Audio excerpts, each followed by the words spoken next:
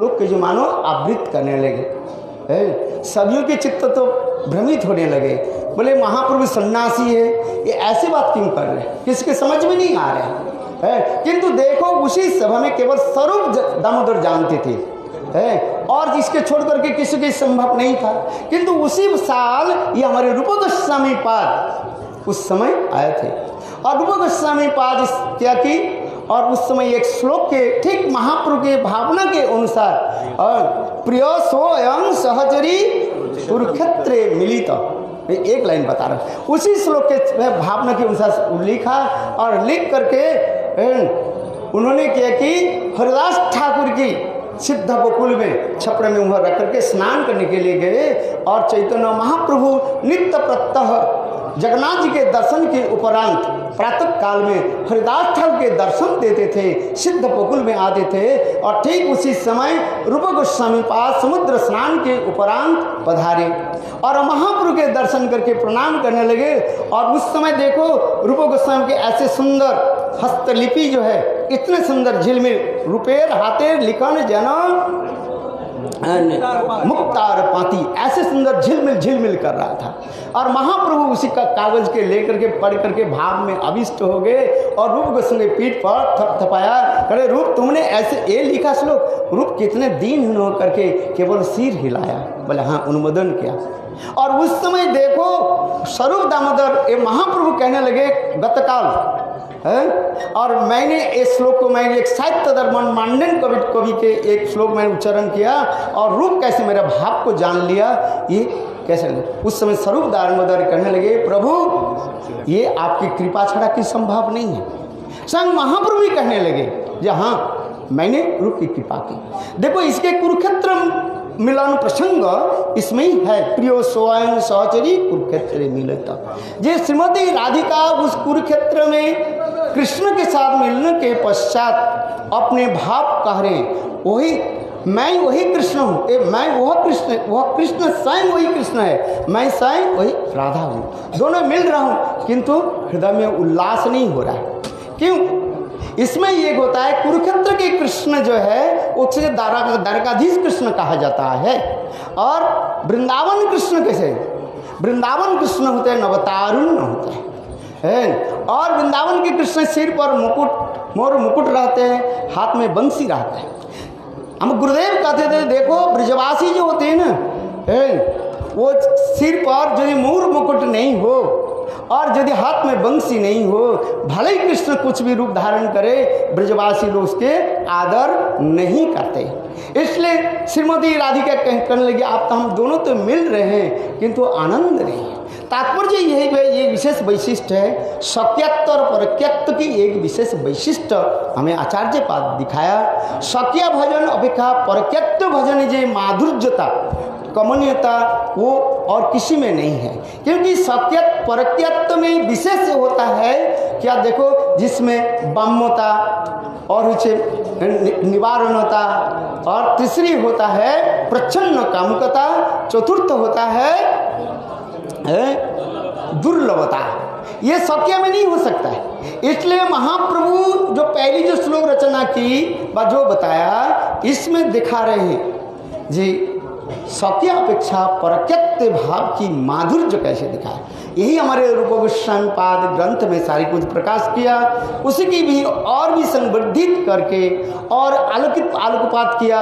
उनकी जो प्रिय शिष्य रूप जीव गोस्वामी पाद और रघुनाथ दास गोस्वामी पाद, ये समस्त ग्रंथ की आलोचना जब तक हम नहीं करेंगे वास्तव रूप गोस्वामी पाद की भाव माधुर्य और उनकी ये समस्त क्रिया हम समझ नहीं पाएंगे। इसलिए गुरुपाद पद्म कहते थे रूप गोस्वामी पाद के पास आकर के फिर रघुनाथ दास गोस्वामी के चरण में आश्रय करना पड़ेगा, क्योंकि रूप गोस्वामी पाद सारे इंग्रेडिएंट्स के जो है सामग्री को एकत्रित किया और हमारे इसलिए रघुनाथ दास गोस्वामी ये सामग्री को जो है अनुपात रूप में मिलाया। ये समस्त विचार बहुत सूक्ष्माति सूक्ष्म है, आगे जाकर के हम कथा में वहीं पर बताएंगे। और यही कह करके मैं अपने भक्तों के यहाँ पर मैं विराम देता हूँ। इसमें जो त्रुटियाँ हैं आप लोग मुझे क्षमा करें। वंशा कृपा सिंधुदेव च पतितानां पावनेभ्यो वैष्णवेभ्यो नमः। जय श्री गुरुदेव। हरे कृष्णा। ओम अज्ञानतिमिरां तस्य ज्ञानाञ्जनशलाकया चक्षुरुन्मिलितं तस्मै श्रीगुरवे रिकॉर्ड किया रिकॉर्ड किया क्या रिकॉर्ड किया? स्वयं रूपस्तदामयं श्री कृष्ण चैतन्य प्रभु नित्यानंद श्री अद्वैत गदाधर श्रीवासादि गौर भक्त वृंद। सब एक बार हाथ उठा कर बोलो, बोलो हरे। कोई बोल नहीं रहे हो? हरे कृष्ण कृष्ण कृष्ण हरे हरे, हरे राम राम। और एक बार जोर करके बोलो हरे कृष्णा कृष्णा कृष्णा हरे हरे, हरे राम राम राम हरे हरे।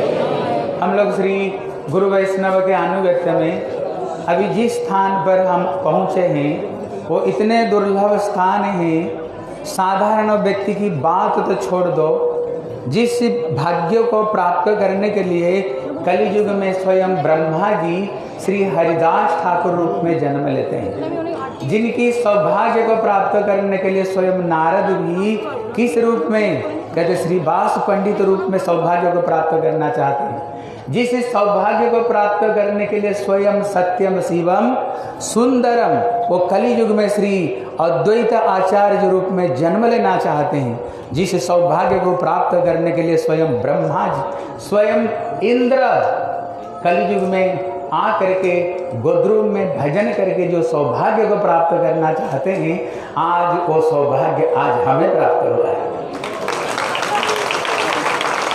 इसलिए भागवत में बताए, यहाँ तक भी इनकी बात छोड़ दो, सत्य युग में जो जन्म ग्रहण किए हैं, भागवत में बताए सत्य युग को कृत युग कहते हैं, जहाँ पर धर्मचार्य चरण में रहता है, जिसको सबके सब सत्य है, वहाँ पर जहाँ पर सबके सब कृत युग है, जहाँ धर्मचार्य चरण में सत्य युग का भी लोग, जिस जो कहते त्रेतया युग जिसको कहते राम राज्य, जहाँ पर आध्यात्मिक आदि दैविक आदि भौतिक किसी तरह का दुख कष्ट जहाँ पर नहीं, भगवान जहाँ पर पशु पक्षियों तक दुख कष्ट को देखते थे।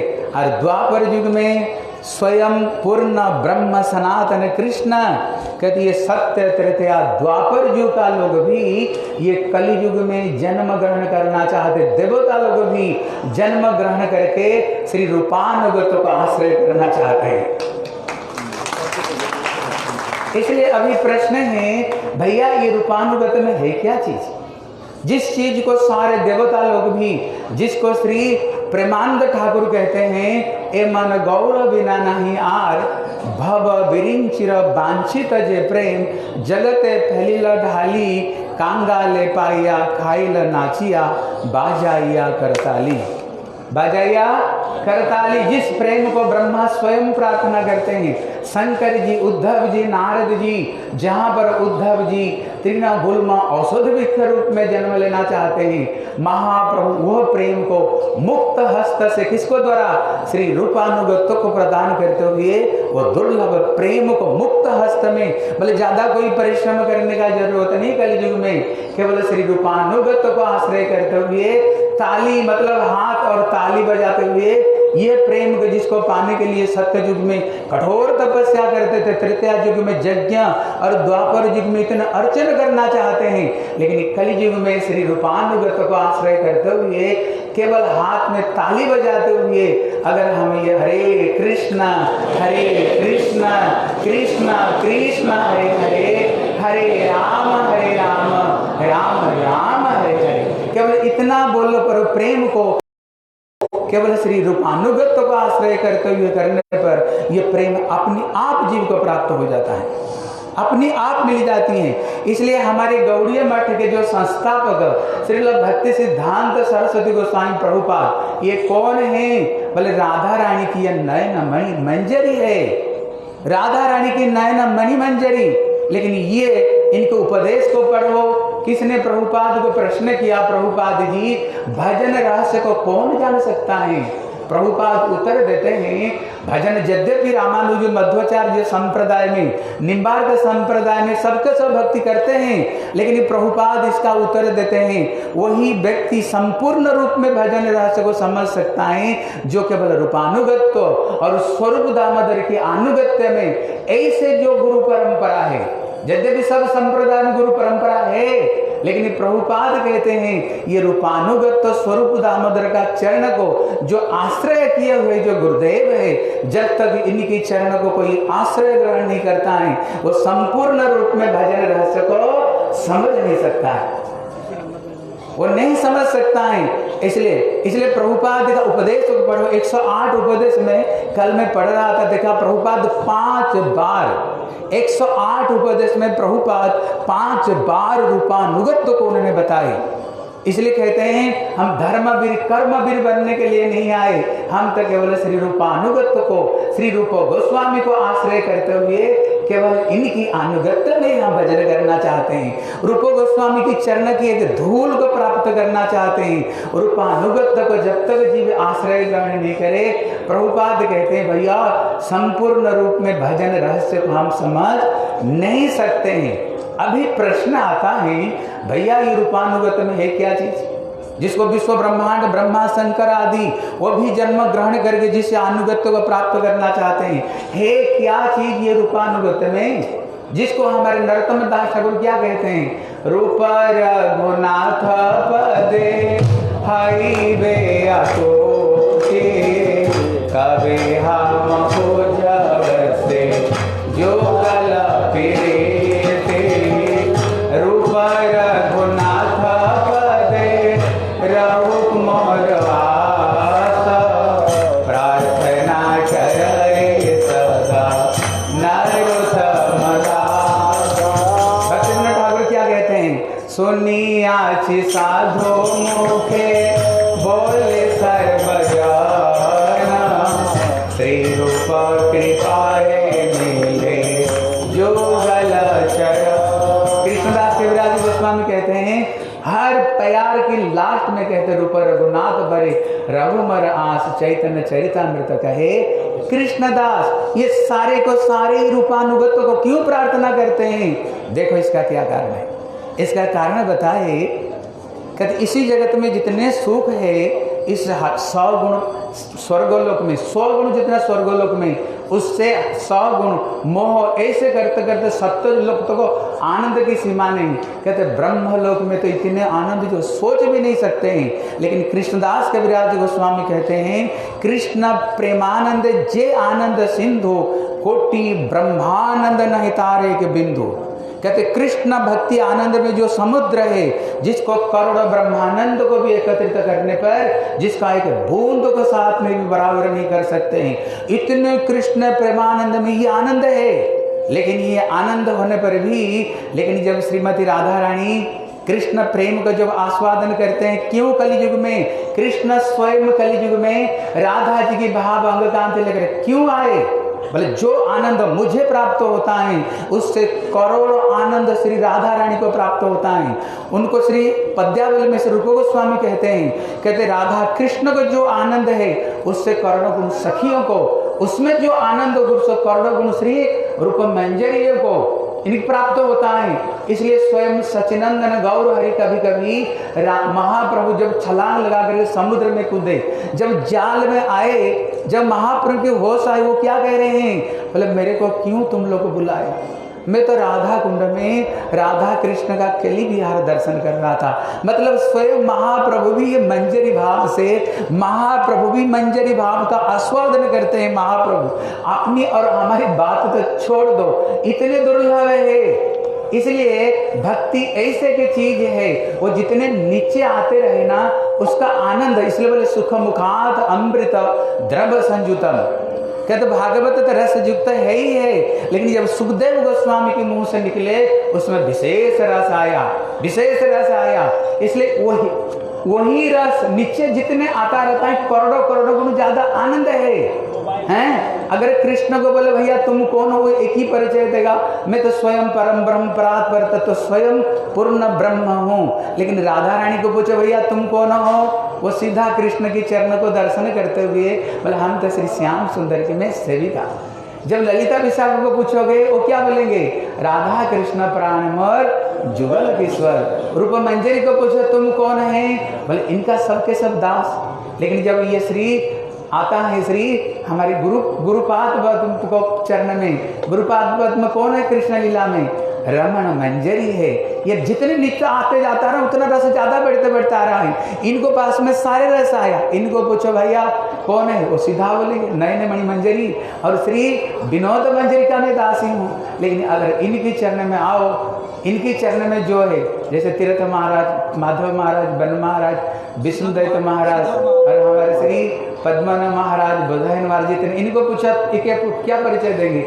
हम सबके सबका दास हम ही है, सबकी सबका दास हम ही है। मतलब वो रस जितने नीचे आ रहा है ना वो उतना ही बढ़ते बढ़ते बढ़ते बढ़ते उतना ही रस ज्यादा बढ़ते बढ़ते नीचे आ रहे हैं। ऐसे एक दिव्य आनंद है ये भक्ति रस में, इतने एक दिव्य आनंद है। इसलिए इस रूपानुगत्य को केवल अनुगत्य करने पर ही तभी ये वस्तु को प्राप्त हो सकता है, नहीं तो भैया ये चीज को। इसलिए गुरुदेव कहते थे हर जो रूपानुग रागानुग है, लेकिन हर रागानुग वो रूपानुग नहीं है।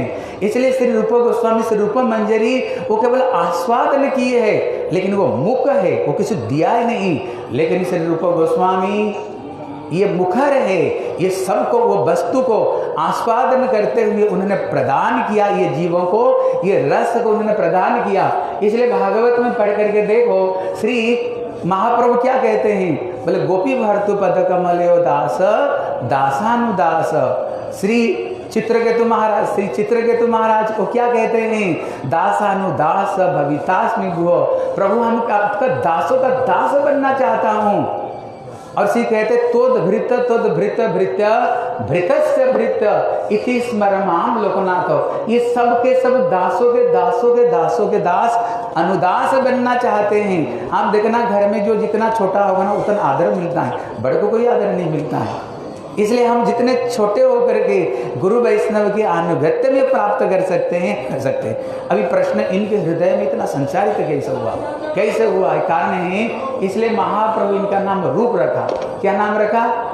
इसलिए श्री जीव गोस्वामी कहते हैं इनका नाम रूप क्यों रखा? उन्होंने पूरा रूप गोस्वामी का अष्टक लिखे, बल्कि ये सबका रूप है। कृष्ण का रूप, राधा जी के रूप, ललिता के रूप, विशाखा के रूप, स्वरूप दामोदर, सबका रूप श्री रूप गोस्वामी है। इसलिए सभी के हृदय में जितने रस आनंद सिद्धांत है वो सब के सब श्री रूप जी के हृदय में ये सब के सब प्रकाशित इनके हृदय में हुआ।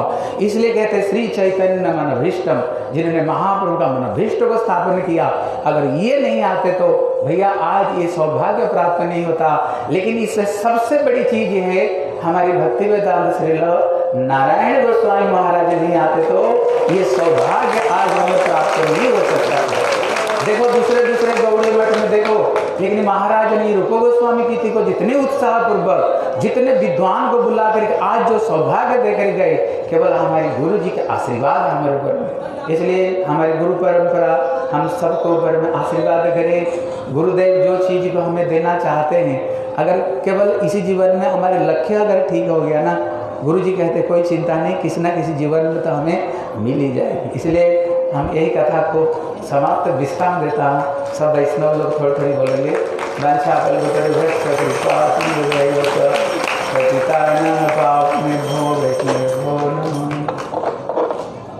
हरे ओम ज्ञानविग्रहस्य ज्ञानाञ्जन शलाकया चक्षुरुन्मिलितं येन तस्मै श्रीगुरवे नमः। सर्वतमस्मृति गुरुपाद गुरु शिष्य परशुराम नारायण गोस्वामी महाराज जी के अभय चरणारविंदों में अनंत कोटि दंडवत प्रणाम मैं अर्पण करता हूँ। उपस्थित प्रेरणीपाद सन्यासी श्री श्रीमद भक्तिवेदांत माधव महाराज जी, भक्तिवेदांत श्रीधर महाराज, भक्तिवेदांत बन महाराज और समस्त वैष्णव के चरणों में मैं यथाज्ञ दंडवत प्रणाम अर्पण करते हुए उनकी कृपा की प्रार्थना करता हूँ। तो बहुत सुंदर श्रीपाद बन महाराज जी, श्रीपाद श्रीधर महाराज जी ने रूप गोस्वामी का तत्व हमें बताया। एक होता है थियरी, एक होता है प्रैक्टिकल। दृष्टवा स्वभाव जनितर बपुष्य दोषेर न प्राकृतत्व यह भक्त जनस्य पश्येर गंगाम बसान खल बुद्बुद फेन पंकेर ब्रह्म द्रवत्म अपवेक्षति नीर धर्म। वैष्णव के दोष मत देखो, उनके स्वभाव के दोष मत देखो, उनके शरीर के दोष मत देखो। शरीर के व्यंग पर जैसे खंजी कृष्णदास का प्रसंग में आता है कि कैसे रूप गोस्वामी के भी लीला क्रम में व्यवधान आ गया था और सनातन गोस्वामी ने फिर उसका समाधान भी किया।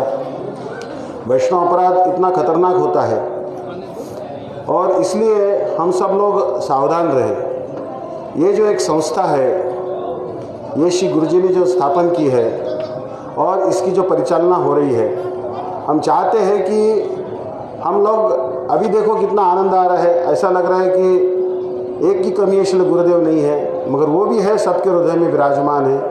और हम सब लोग एकत्रित होके ही हर परिक्रमा करते रहे, नवद्वीप परिक्रमा, वृंदावन की परिक्रमा, हम कभी भी विभाजन नहीं हो सकता है।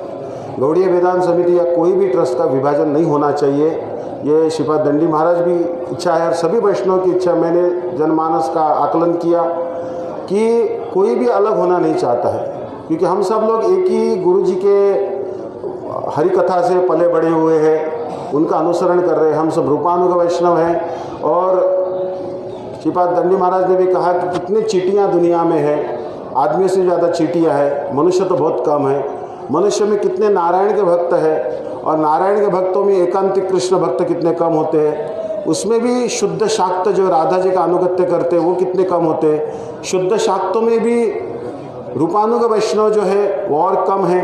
और रूपानुग वैष्णवों में भी हम लोग जो है श्रील गुरु जी का भाव लेकर जो चल रहे हैं, श्रील भक्ति सिद्धांत सरस्वती पाद का भाव लेकर चल रहे हैं, हम बहुत कम है, मुट्ठी भर हम लोग हैं। और हम लोग ये अलग अलग हो जाएंगे तो फिर इसमें आनंद नहीं आएगा। अर्थ को अनर्थ समझो, ये श्रील भक्ति सिद्धांत सरस्वती ने अपने उपदेश अमृत में लिखा है। कनक कामिनी प्रतिष्ठा भागिनी, कनक कामिनी और प्रतिष्ठा जो इससे दूर है, जिसको विष समझता है, वही सन्यासी है।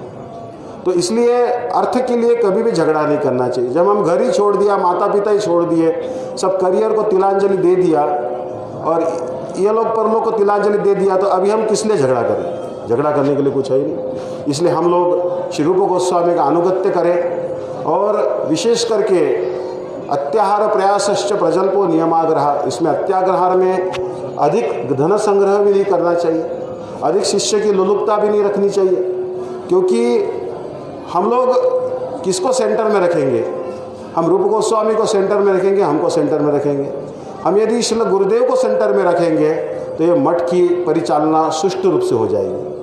और यदि हम गुरु जी को प्रसन्न करने के लिए कि गुरु जी की जो वाणी है, गुरु जी के जो ग्रंथ है, वो सब रूपानुग धारा में ही है और उसका प्रचार प्रसार हम करें, नई पीढ़ी जो आ रही है उनको रूपानुग धारा उन तक पहुँचाए कि जो बहुत उन्नत फिलॉसफी है, थियोरी भी उन्नत है और रूप मंजरी करार्चित पाद पद्मा, मगर उपदेशामृत जब तक हम फॉलो नहीं करेंगे कि दूसरे का दोष मत देखो, never criticise, never complain, never stop chanting. जैसे हम लोग के नाम में रुचि नहीं हो रहा है क्योंकि अभी पीलिया रोग हो गया है, तो रूप गोस्वामी ने उसमें भी फॉर्मूला बताया है कि हमारा जो है पीलिया रोग होने के कारण मिश्री कड़वी लगती है और मिश्री लेते लेते वही मिश्री जो है मीठी होती आ जाती है, वैसे हरिनाम करते करते वो मीठा हो जाएगा। तो वैष्णव अपराध बहुत खतरनाक होता है। इसलिए मैं श्रीपाद दंडी महाराज जी ने मुझे भेजा और महाराज जी ने कहा कि हर जो हमारे जो परिचालना है, हमारे जो मठ मंदिर है, जो भी ट्रस्टे है, उसकी परिचालना जब गुरुजी अस्वस्थ लीला कर रहे थे तब गुरुजी ने हमको सबको बिठाया, सन्यासियों को। बोले मैं अभी हरिनाम नहीं दे सकता, दीक्षा देने के लिए मैं जा नहीं सकता कोई देश में। आप में से जो योग्य सन्यासी है, जो स्ट्रांग है, वो दीक्षा देना आरंभ करे। मेरे उपरांत उनको दीक्षा देना पड़ेगा। फिर पूछा कि आप किसी को आचार्य नियुक्त किया? बोले नहीं, जो भी सन्यासी है वो दीक्षा देगा, जो स्ट्रांग है वो देगा। जिसको लगेगा मेरा पतन हो जाएगा, वो खुद पहले अच्छा शिष्य बनने का कोशिश करे, वो अच्छे साधु का आश्रय करके भजन करे और वो दीक्षा न दे। दीक्षा देना बहुत बड़ी बात होती है, उसमें बहुत ज़्यादा रिस्पॉन्सिबिलिटी होती है। मैं उस मीटिंग में था और बोले आप सब मिलके साथ में मिलके इस मठों का संचालन करिए।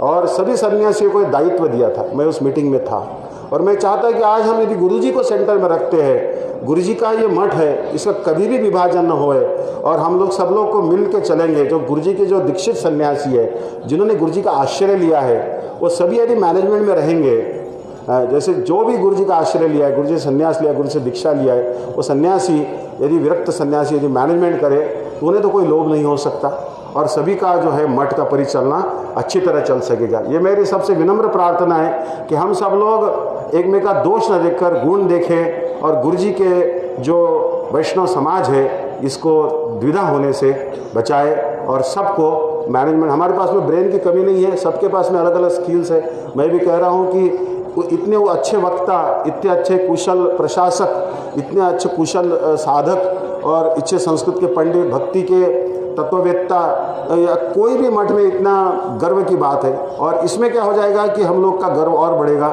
श्री गुरुदेव एक ही बात कहते थे और श्रील भक्ति वल्लभ तीर्थ महाराज भी आए थे, तभी एक बात कह रहे थे कि श्रील भक्तिनाथ ठाकुर ने एक बात कही है कि गौड़ीय वैष्णव संप्रदाय जो है वो एक ही संप्रदाय बचेगा, चारों वैष्णव संप्रदाय में अंत में गौड़ीय वैष्णव संप्रदाय में विलीन हो जाएंगे और पूरा गौड़ीय संप्रदाय का डंका पूरे चारों दिशा में रहेगा। और उन्होंने कहा था, भक्तिनाथ ठाकुर की भविष्यवाणी थी, मगर यदि हम लोग कोर्ट कचहरी में हम चले जाएंगे, मायापुर की अवस्था गुरुजी बताते थे कि मायापुर में ऐसी अवस्था है कि कहाँ कहाँ केस चल रहा है, कितने झगड़े हो रहे हैं। तो ये यदि हम रोक दें और यदि हम मिलजुल कर यदि हम प्रचार करें, कोर्ट कचहरी से दूर रहे और मिलजुल कर आपस में बातचीत करके हम सब लोग मठों की परिचालना करें तो हम लोग बहुत आगे जा सकते हैं। गुरुजी ने कहा एक हमारी पंजिका होनी चाहिए, हमारी